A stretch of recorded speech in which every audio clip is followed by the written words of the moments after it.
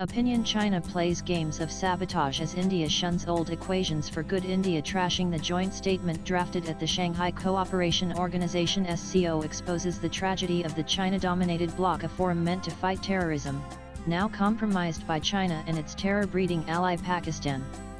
This, however, is just the tip of the iceberg, as much more is simmering between India and China right now, from Xi Jinping skipping the BRICS summit, Chinese economic sabotage, Beijing's backing of Pakistan's military against India, and tense negotiations on the new rules of engagement are unfolding behind the scenes. This is less about restoration of ties, and more about redirection. As Defense Minister Rajnath Singh flipped through the pages, he put down his pen and refused to sign, resulting in the absence of a joint statement from the SCO. This move shreds China's cover for Pakistan's terror-sponsoring regime, as China seeks to corner India diplomatically, economically, and militarily all at once. The proposed joint statement gave it all away. It made direct references to incidents in Balochistan but skipped the Pahalgam terror attack, a brazen attempt to cover up Pakistan's hand in terror. The SCO was started to address the security concerns of the region, founded by China, Russia, and 4 Central Asian countries: Kazakhstan, Kyrgyzstan, Tajikistan, and Uzbekistan. India joined in 2017, and today the organization has 10 members, including Pakistan, Iran, and Belarus.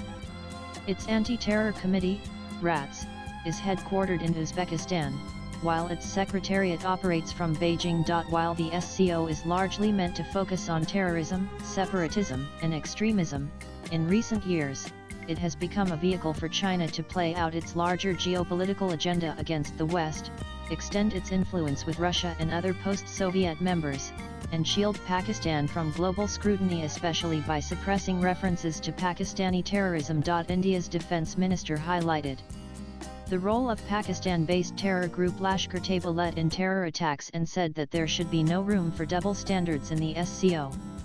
This is not the first time that India has rejected a joint statement at the SCO, as in 2023, it rejected references to China's Belt and Road Initiative and opposed a BRICS currency basket plan proposed by China. While China is the dominant player in this grouping, India has actively opposed China's designs to turn the SCO into a personal fiefdom. By exposing the double standards, India maintains a crucial position in the SCO, souring China's attempts to align it fully with its own agenda. This is ultimately a diplomatic failure of the Chinese, for whom the SCO is a flagship organization to elevate China's stature as opposed to the West. When India dissents internally, it shows the contradictions of the forum, and the limitations of Chinese leadership and diplomacy. Turning to Brazil, where the BRICS summit is set for next month, reports say Xi Jinping will skip the summit for the first time since he took office 12 years ago. The likely reason is that Brazil has invited Prime Minister Narendra Modi for a state dinner following the BRICS summit. According to a report by the South China Morning Post, or SCMP, Beijing's decision came because Xi could have been perceived as a supporting actor at the summit. Officially, China has told Brazil that there are scheduling issues as Beijing is more focused on the SCO summit, which may be as late as September. Nanan, but there is a lot going on between India and China behind the scenes which may explain this clash of egos. Post-Galwan relations between India and China froze until a mild thaw in 2024, when PM Modi met Chinese President Xi on the sidelines of the BRICS summit in Kazan, Russia. Since then, discussions on disengagement and de-escalation at the border, and normalization of economic relations are on. This is a period of extensive and exhaustive negotiations between the two nations. China has weaponized its economic heft, with control on supply of strategic goods like rare earth magnets, specialty fertilizers, tunnel boring machines, and so on. China is leveraging its dominance in rare earths to achieve its political goals, not just with the US but also with other nations like Japan, South Korea, and India. It has restricted exports of magnets like samarium, which is crucial in defense production.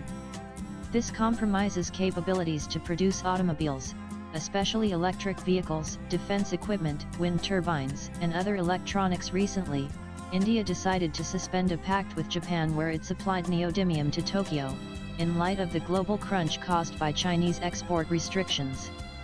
India, with the 5th largest rare earth reserves globally, is making a push for indigenous mining and production, which can be a strategic game changer in the long run. It is calling for investments and has issued production-linked incentive schemes to sweeten deals. It is also collaborating with foreign nations like Australia and the larger Quad to extract rare earths, diversifying supply nations. China is afraid that India's recent showing at the recent G7 summit will lead to a joint effort against China's rare earth dominance. China is rattled by India calling it out globally for being an unreliable partner even as negotiations are on. This Chinese insecurity has reportedly even come up in discussions. Beijing is essentially threatened by New Delhi's Atmanirbhar Bharat plans and is pulling strings to scuttle it. Recently, reports have emerged of China holding up exports of specialty fertilizer used in fruit production, which may hurt Indian agriculture. A similar non-tariff barrier was seen with tunnel boring machines built by a German firm in China, bought and paid for by India, but delivery to India held up by Chinese authorities. Such tactics are being used across sectors to deter companies from moving to India. China wants India to reopen its doors to Chinese investment and resume direct flights. These are essential for sustaining economic linkages, but India has remained cautious, especially given Beijing's opaque policies and supply chain manipulation. China is also eager to showcase the resumption of the Kailash Mansarovar pilgrimage as a gesture of goodwill, highlighting supposed efforts to boost people-to-people ties. But this should not fool anyone. At the same time, China continues to support Pakistan militarily against India and shields its terror-wielding hand in every global forum, including the UN. Chinese missiles, drones and fighter jets were used extensively by Pakistan during India's Operation Sindoor. Moreover, a recent interview by Defense Minister of Pakistan, Khwaja Asif, confirmed China has been sharing intelligence against India with Islamabad. This is China using every trick in the book from diplomatic to economic and military to contain India, scuttle its self-reliance push, and stall its arrival as a great power on the world stage, an inevitability it fails to digest. And yet dialogue continues with new terms of engagement being negotiated. Swipe left for next video. Rather than returning to old equations as the Chinese hope, India is preparing for a future where China cannot easily undermine Indian interests.